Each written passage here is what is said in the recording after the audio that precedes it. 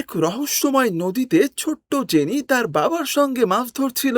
বাবা মজা করতে করতে পানিতে ডুব দিতেই হঠাৎ অদৃশ্য এক দানব তাকে টেনে নিয়ে যায়। মুহূর্তেই নদী রক্তে লাল হয়ে ওঠে। পুরো গ্রাম আতঙ্কে কাঁপতে থাকে। সবাই ভাবে নদীতে শয়তান বাস করে। এক ভণ্ড পুরোহিত এসে ভুল দানবকে মেরে সবাইকে বোকা বানায়, কিন্তু আসল দানব আবার ফিরে এসে গ্রামের মানুষকে জীবন্ত গিলে খেতে শুরু করে। এই বিশৃঙ্খলার মাঝে সামনে আসে জেফ নামের এক দুর্বল শয়তান শিকারী। সবাই তাকে অপমান করলেও সে সত্য জানতো।